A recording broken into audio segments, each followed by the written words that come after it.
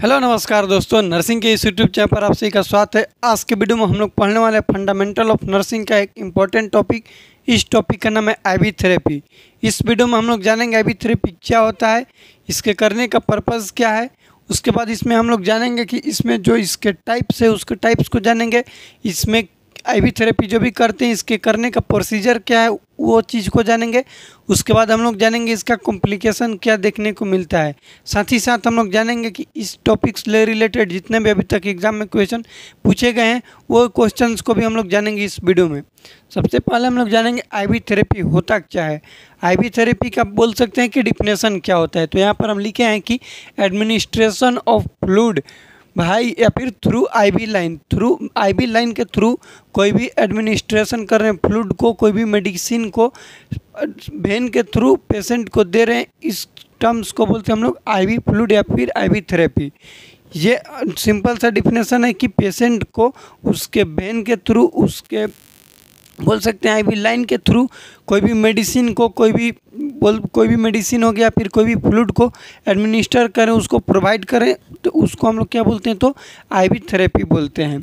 अब ये जो है ये करने के पीछे इसका कारण क्या है, क्यों आए देखो आईवी थेरेपी या फिर बोल सकते हैं आईवी कैनुलाइजेशन, इसमें थोड़ा सा डिफरेंट है। कैनुलाइजेशन जो है एक प्रोसीजर है जिसमें हम लोग पहले कैनुला को लगाते हैं, उसके बाद जो फ्लूइड है फ्लूइड को देते हैं, तो ये एक प्रोसीजर हो गया। ठीक, तो पर्पज़ क्या है, तो पर्पज़ में फर्स्ट लिखे हैं कि डिहाइड्रेशन। कोई भी पेशेंट है जिसमें डिहाइड्रेशन हो रहा है, फ्लूइड की कमी हो रही है उसके बॉडी में, तो उसको हम लोग फ्लूइड प्रोवाइड करेंगे थ्रू आईवी थेरेपी के कैनुला लगा करके। नेक्स्ट है बर्न वाले पेशेंट। बर्न वाले पेशेंट में ये भी क्वेश्चन पूछा जाता है कि कौन सा फ्लूइड देते हैं, तो हम लोग बोलेंगे कि बर्न वाले पेशेंट में आरएल देते हैं, रिंगल लैक्टेंट दिया जाता है। आरएल देते हैं, फ्लूइड ऑफ चॉइस होता है किसमें, तो बर्न वाले पेशेंट में लिख लीजिएगा आरएल, रिंगल लैक्टेंट। इसका दूसरा नाम होता है हर्टमैन सॉल्यूशन। ये भी क्वेश्चन एग्जाम में पूछा जाता है कि हर्टमैन सॉल्यूशन किस सॉल्यूशन का अनदर नेम है, तो बोलेंगे आरएल यानी कि रिंगल लैक्टेंट का अनदर नेम है। उसके बाद ट्रॉमा वाले पेशेंट, जो भी एक्सीडेंटल पेशेंट है उसमें भी फ्लूइड की नीड होगी, क्योंकि ब्लड लॉस होता है तो हाइपोवोलेमिक शॉक में हो जा सकता है। तो हाइपोवोलेमिक शॉक से प्रिवेंट होने के लिए उस पर्सन को, उस पेशेंट को प्रोवाइड करना होगा आईवी थेरेपी कैनुला के थ्रू, तो उसमें भी नीड होगी। उसके बाद लिखें सर्जरी, कोई भी सर्जरी हो रहा है उसमें भी नीड होगी। उसके बाद यहाँ पर हाइपोवोलेमिक शॉक ट्रॉमा वाले पेशेंट की वजह से हो सकता है, तो इस कंडीशन में भी किया जाएगा। ये हो गया पर्पज़ कि हम लोग क्यों करते हैं आईवी थेरेपी। उसके बाद अब हम लोग जानेंगे कि साइट फॉर आईवी कैनुलाइजेशन। साइट मतलब जगह, कौन से जगह पर आईवी कैनुलाइजेशन किया जाता है। एक है कि लिखें लॉन्ग टर्म्स और एक है शॉर्ट टर्म्स। शॉर्ट टर्म्स पहले समझेंगे, मतलब कि पेशेंट को समझ लीजिए कि एक या फिर दो मेडिसिन देना है। मान लो कि आयरन देना है, आयरन सुक्रोज और कार्बोक्सी माल्टोज दो आता है। जो सुक्रोज होते हैं वो आईवी देते हैं और कार्बोक्सी माल्टोज जो होता है आयरन का फॉर्म्स है वो आईएम देते हैं, जेट ट्रैक मेथड से देते हैं। यदि डॉक्टर्स प्रिस्क्राइब कर दिए आयरन सुक्रोज जो कि आईवी देते हैं 100 ml NS में देना है, तो हम लोग कैसे देंगे, उसके लिए कैनुला नहीं करेंगे। तो उसमें एक कैनुला आता है, ये बोल सकते हैं कि 1 टाइम्स यूज वाला कैनुला आता है जिसका नाम है बैटरी कैनुला। इसको लगाएंगे, इसमें होता क्या है, तो नीडल होता है 1/2 इंच का।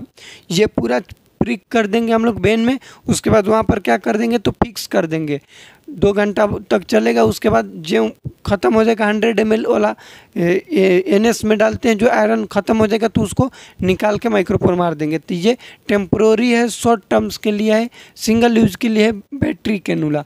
अब लॉन्ग टर्म्स जैसे 2 दिन 4 दिन तक पेशेंट को हॉस्पिटल में रहना है और उसके कैनुला के थ्रू उसको मेडिकेशन प्रोवाइड करना है, तो लॉन्ग टर्म्स वाले पेशेंट को हम लोग क्या करेंगे, तो कैनुला यूज़ में करेंगे आईवी कैनुला।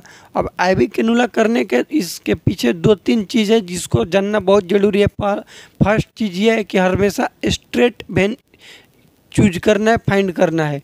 स्ट्रेट वेन मतलब सीधा एकदम नस दिखना चाहिए, ना कि टेढ़ा मेढ़ा नहीं होना चाहिए, जिसको टोटिकलस वेन बोलते हैं। उसके बाद है एवॉइड ज्वाइंट। ज्वाइंट जहाँ पर भी पेशेंट मूव कर सकता है ये, जैसे यहाँ पर नहीं लगाएंगे या फिर यहाँ पर नहीं लगाएंगे, जॉइंट वाले जगह पर अवॉइड करेंगे क्योंकि वहाँ पर बहुत ज़्यादा कम टाइम तक चलेगा। इसके वजह से लॉन्ग बेन करेंगे, लार्ज गेज के कैनुला लगाएंगे। 18 ब्लड ट्रांसफ्यूजन वाले क्यों लगाते हैं, मोस्ट कॉमन पूछा भी जाए कि हॉस्पिटल में कौन से गेज का कैनुला यूज़ में होता है, तो पिंक जिसका 20 गेज होता है साइज, ये याद रखिएगा, ये मोस्ट कॉमन यूज़ में लिए जाते हैं। उसके बाद वेन हम लोग कौन से फाइंड आउट करेंगे कौन से वेन में लगाने चाहिए, तो लिखे यहाँ पर फर्स्ट कि हैंड वाले वेन में तो लगाते हैं हम लोग डिस्टल टू प्रोक्सिमल। डिस्टल मतलब क्या होता है, दूर, प्रोक्सिमल मतलब भेरी। डिस्टल टू प्रोक्सिमल मतलब पहले हम लोग इधर फाइंड करेंगे, जहाँ के नस में नहीं होगा तो फोरम पर करेंगे, इधर यहाँ पे करेंगे, फिर इस तरीके से आएंगे। यहाँ पर बहुत कम यूज़ में लगाते हैं, ये यहाँ पे जो लगाते हैं इस साइड, याद रखना कि जो थंब है अंगूठा है इस साइड के जो वेन है उसको हम लोग बोलते हैं सिफेलिक वेन, और ये जो अल्नर आर्टरी बोल सकते हैं, अल्नर फिंगर जो है लिटिल फिंगर, इस साइड के जो इधर वेन होगा इसको हम लोग बोलते हैं बेसिलिक वेन। वेन याद रखना कि कौन से वेन में लगाते हैं, थंब की ओर लगाएंगे तो इसको बोलते हैं हम लोग सिफेलिक वेन, और ये जो अल्नर फिंगर है इस साइड जो ये वेन दिखेगा इसको हम लोग बोलते हैं बेसिलिक वेन। याद रखिएगा, ये वेन का नाम भी पूछा जाएगा कि कैनुला कौन से वेन में लगाते हैं, तो सिफेलिक वेन हो गया, बेसिलिक वेन, एक और होता है डोर्सल वेन। 3 वेन में हम लोग मोस्टली यूज़ में लेते हैं। ये हो गया वेन हैंड वाले। लेग में बहुत कम लगाए जाते हैं क्योंकि वहाँ पर जो होता है ग्रेटर सिफेलिक वेन होता है और लेजर सिफेलिक वेन। यहाँ पर आप लोग देखे भी होंगे कि ये जो हम लोग का एंकल होता है वहाँ पर बहुत कम हॉस्पिटल में यूज़ में होता है कैनुला लगाया जाता है। एंकल के पास जो जॉइंट के पास लगाया जाता है कैनुला, वहाँ पर होता है ग्रेटर सिफेलिक वेन, वहाँ पर लगाया जाता है उसमें। उसके बाद हम लोग बात करेंगे कि ये जो आईवी थेरेपी है जो अभी तक क्वेश्चन एग्जाम में पूछे जाते हैं, इसके कॉम्प्लिकेशन से रिलेटेड क्वेश्चन पूछे जाते हैं एग्जाम में कि कॉम्प्लिकेशन क्या क्या होते हैं। तो फर्स्ट कॉम्प्लिकेशन हम लिखें इनफिल्ट्रेशन। इनफिल्ट्रेशन का मतलब लिख लीजिएगा कि क्या होता है कि फ्लूइड आउट हो जाएगा वेन से, और आउट होगा तो क्या होगा, वहाँ पर लीकेज होगा। तो ये भी आप लोग अपने लैंग्वेज में लिख सकते हैं कि फ्लूइड लीकेज होगा वेन से, इस कंडीशन को बोलते हैं इनफिल्ट्रेशन। क्वेश्चन एग्जाम में इसके सिनेरियो बेस बना कर देगा, साइन एंड सिम्टम्स देगा कि कोई पर्सन है जिसको हम लोग आईवी लाइन चला रहे थे, वहाँ पर कूलनेस होगा। क्या होगा वहाँ पर, कूलनेस हो रहा है, और स्वेलिंग, कूलनेस मतलब ठंडापन हो रहा है और स्वेलिंग हो रहा है। कूलनेस क्यों, क्योंकि वहाँ से लीक हो रहा है जिसकी वजह से टिश्यू में आएगा, और स्वेलिंग वहाँ पर जब फ्लूइड लीक होगा तो स्वेलिंग होगा उसके वजह से। तो इस कंडीशन को हम लोग बोलते हैं इनफिल्ट्रेशन। लिख लेना कि लीकेज होगा जब फ्लूइड वेन के थ्रू, उसको बोलते हैं इनफिल्ट्रेशन। सेकेंड कॉम्प्लिकेशन लिखे हैं फेलिबाइटिस। फेलिबाइटिस का मतलब होता है कि इन्फ्लेमेशन हो जाएगा वेन में, इस कंडीशन को बोलते हैं फेलिबाइटिस। अब इसका साइन एंड सिम्टम्स की बात करें तो यहाँ पर वार्म्स मतलब गर्म फील होगा, और रेडनेस वहाँ पर देखने को मिलेगा क्योंकि इन्फ्लेमेशन की वजह से वहाँ पर रेडनेस होगा और वार्म फील होगा। इसको हम बोलते हैं फेलिबाइटिस। लिख लीजिएगा, जो भी टर्म्स यहाँ पर हम नहीं लिखे हैं बोल रहे हैं तो उसको लिखिएगा। फेलिबाइटिस का मतलब होता है इन्फ्लेमेशन इन वेन, इस कंडीशन को बोलते हैं फेलिबाइटिस। इनफिल्ट्रेशन का मतलब होता है कि लीकेज होगा फ्लूइड का फ्रॉम वेन या फिर आउट ऑफ वेन, इस कंडीशन को हम लोग बोलते हैं इनफिल्ट्रेशन। नेक्स्ट है थ्रोम्बोफेलिबाइटिस। थ्रोम्बोफेलिबाइटिस का मतलब होता है कि वेन के अंदर जो थ्रोम्बस का मतलब होता है कि क्लोट इनसाइड द वेन, इस कंडीशन को बोलते हैं थ्रोम्बस। जैसे ब्लड क्लोट होगा बाहर तो इसको हम लोग बोलते हैं क्लोट, और ब्लड अंदर वेन के अंदर क्लोट होगा तो उसको बोलते हैं थ्रोम्बस। और जो क्लोट है उस क्लोट के वजह से वेन में इन्फ्लामेशन हो जाता है तो उसको हम लोग बोलते हैं थ्रोम्बोफेलिबाइटिस। थ्रोम्बस के वजह से फेलिबाइटिस हो रहा है, वेन में इन्फ्लामेशन हो रहा है, इसको हम लोग बोलते हैं थ्रोम्बोफेलिबाइटिस। ऐसा हो रहा है तो इसमें देखने को मिलेगा हार्ड एंड टेंडरनेस, हार्ड वहाँ पर होगा और टेंडरनेस, ये क्लिनिकल फीचर्स है। और लास्ट इसका कॉम्प्लिकेशन है जो कि प्रैक्टिस के दौरान पर अक्सर हम लोग कर देते हैं एयर एम्बोलिज्म। सिरिंज में लोड किए मेडिसिन और दे दी, उसमें एयर है दे दिए, तो उसके वजह से एयर एम्बोलिज्म के वजह से हो सकता है पल्मोनरी एम्बोलिज्म, जो कि पल्मोनरी मतलब लंग्स में जाकर एम्बुलेंस जो है फंस जाएगा उसके वजह से। यदि ऐसा होता है एयर एम्बोलिज्म पेशेंट को तो उसमें देखने को मिलेगा डिस्निया, डिफिकल्टी होगा ब्रीथिंग में, और चेस्ट पेन देखने को मिलेगा। ये हो गया कॉम्प्लिकेशन, 4 कॉम्प्लिकेशन इसका याद रखिएगा। फर्स्ट बताएं आप लोग को इनफिल्ट्रेशन। इनफिल्ट्रेशन में साइन एंड सिम्टम्स याद रखिए क्या होगा, कोल्डनेस होगा और वहाँ पर कोल्डनेस के साथ क्या होगा तो स्वेलिंग होगा। फेलिबाइटिस जो है, फेलिबाइटिस में आप लोग को हम बताएं कि वार्म होगा और रेडनेस होगा।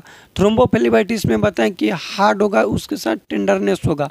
और एयर एम्बोलिज्म में बताएं कि डिस्निया होगा और डिस्निया के साथ चेस्ट पेन होगा। ये हो गया कॉम्प्लिकेशन।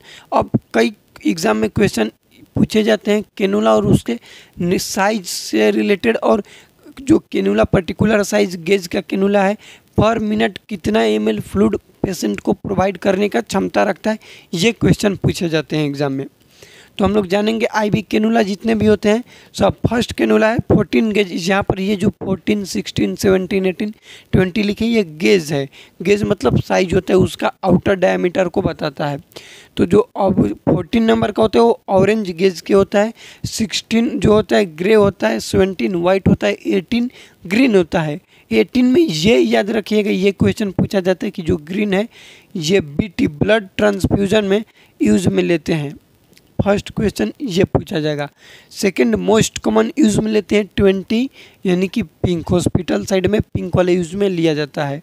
उसके बाद ब्लू जो है 22 नंबर का होता है। येलो होता है 24 नंबर के, जो कि पीडियाट्रिक यूज में लेते हैं, छोटे बच्चों में काम में लिया जाता है ये कैनुला। इसको याद रखिएगा, पीडियाट्रिक यूज में कौन से गेज के कैनुला यूज में लेते हैं तो बोलेंगे येलो 24 नंबर। पर्पल होता है 26 नंबर। पर्पल कितना होता है 26 नंबर। ये हो गया कैनुला और उसके गेज। अब हम लोग जानेंगे कि जो ऑरेंज गेज का कैनुला है ये 1 मिनट में पेशेंट को 240 ml यदि फास्ट कर दें तो 1 मिनट में पर मिनट 240 ml फ्लूइड प्रोवाइड करेगा, मतलब लार्ज गेज का कैनुला है। जो ग्रीन है, ग्रे है, वो करेगा 180 ml। जो वाइट है वो भी करेगा 180 ml। जो ग्रीन है वो करेगा 90 ml। याद रखना, अभी तक क्वेश्चन एग्जाम में 2 पूछा गया है, एक पूछा गया है ऑरेंज वाला और एक पूछा गया है ग्रीन वाला। ग्रीन कितना करेगा तो 90 ml करेगा 1 मिनट में, ऑरेंज 240 ml 1 मिनट में करेगा। पीडियाट्रिक वाला कितना करेगा तो 20 ml। पर्पल कितना करेगा तो बोलेंगे 13 ml। इसको याद रखिएगा। मोस्टली जो अभी तक एग्जाम में पूछा गया ये याद रखिएगा। तो इनफिल्ट्रेशन के साइन एंड सिम्टम्स देकर पूछा गया था कि पेशेंट को क्या हो रहा है। उसके बाद पूछा गया है कि और ये कैनुला का साइज तो पूछा जाता है। ऑरेंज जो है 1 मिनट में कितना फ्लूइड पेशेंट को प्रोवाइड करेगा, ग्रीन कितना फ्लूइड प्रोवाइड करेगा, पीडियाट्रिक यूज में कौन सा कैनुला लिए जाते हैं, ब्लड ट्रांसफ्यूजन के दौरान कौन सा लिया जाता है। बाकी ये जो 3 गो है 16, 14 और 17 ये यूज़ में लेते हैं ट्रॉमा के केस में। किस में लेते हैं लिख लीजिएगा, ट्रॉमा के केस में यूज में लेते हैं। ट्रॉमा में मैसिव जल्दी जल्दी चढ़ाना रहता है फ्लूइड, इसके वजह से लेते हैं। उसके बाद यहाँ पर याद रखिएगा कौन से वेन लेते हैं यूज़ में। सिफेलिक वेन किसको बोलते हैं, बेसिलिक वेन किसको बोलते हैं, हैंड को लेते हैं। इसका ये भी याद रखिएगा कि हम लोग प्रोसीजर कैसे करते हैं। चलिए प्रोसीजर की बात करें तो फर्स्ट पेशेंट को टूनिकेट साइट सेलेक्ट करेंगे, वेन कौन सा वेन में कैनुला लगाना है, फ्लूइड देना है, वहाँ पर टूनिकेट बांधेंगे। उसके बाद प्रिक करेंगे। जब आईवी से जो नीडल है प्रिक करेंगे तो नीडल के चेम्बर में ब्लड आएगा। ब्लड आएगा तो जानेंगे कि मेरा जो नीडल है वेन में गया है। जब तक ब्लड नहीं आता है चेम्बर में तब तक जानेंगे कि अभी तक प्रॉपर वेन में नीडल नहीं गया है।